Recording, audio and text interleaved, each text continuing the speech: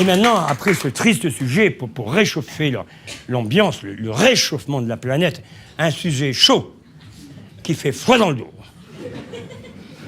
Certes, pour l'instant, c'est encore à peu près supportable.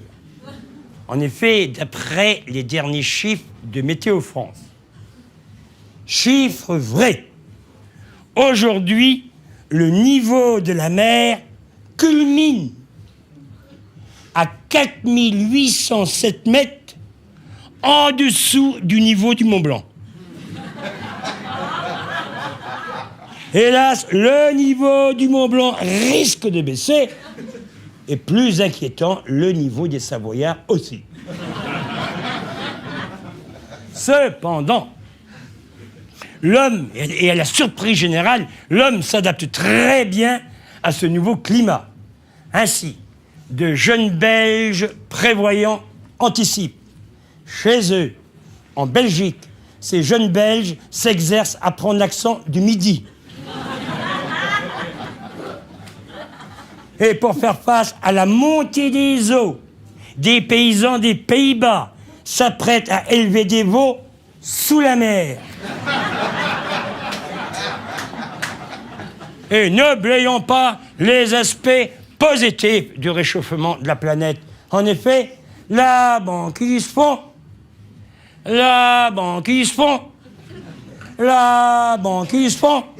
Ce qu'on a à l'unisson, tous les scientifiques, toutes disciplines confondues.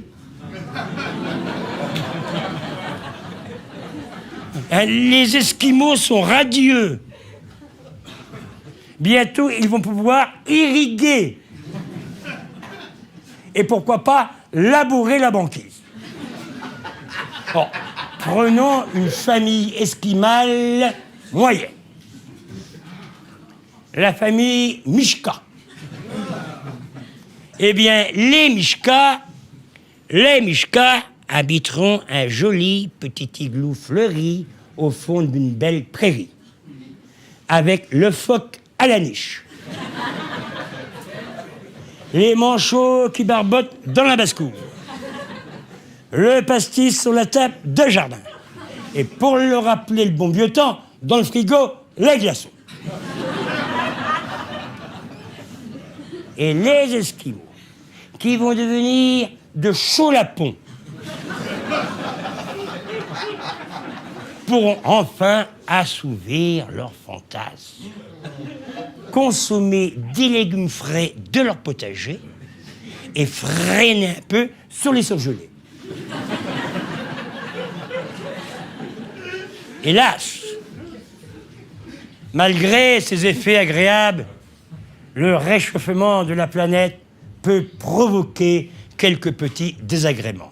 En effet, si les continents recouvrent les continents... Pardon, petite rature. Si les océans recouvrent les continents, même les pays émergents seront immergés. Et ce sera la fin de l'histoire. La fin de l'histoire, mais aussi, hélas, la fin de la géographie. Hein?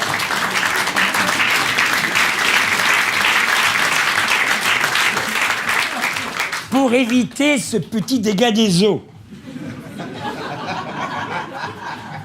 où l'assurance ne marcherait pour personne, il faut prendre trois mesures.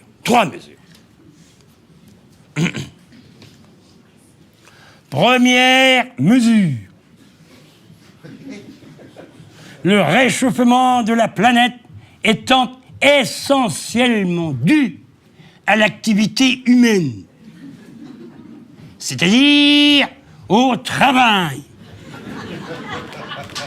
Ce fléau. Il faut donc encourager la paresse en étant conscient que notre magnifique planète ne sera sauvée que par des feignants.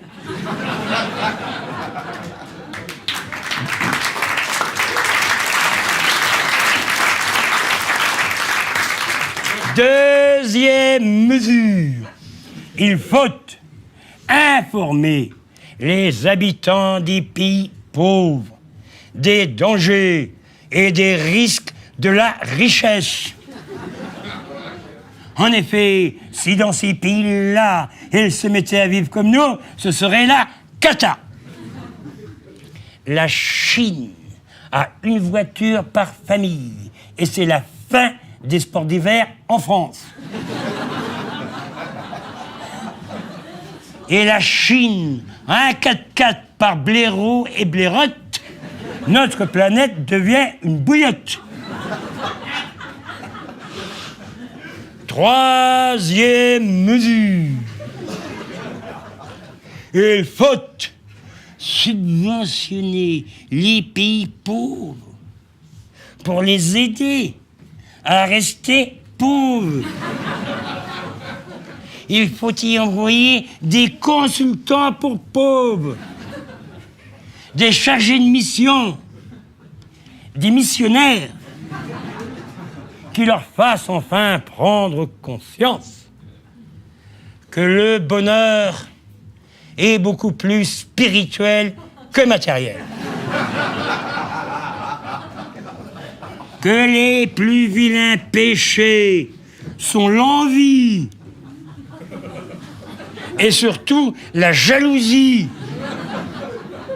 Et enfin, que la pratique du scooter des mers est incompatible avec le bouddhisme.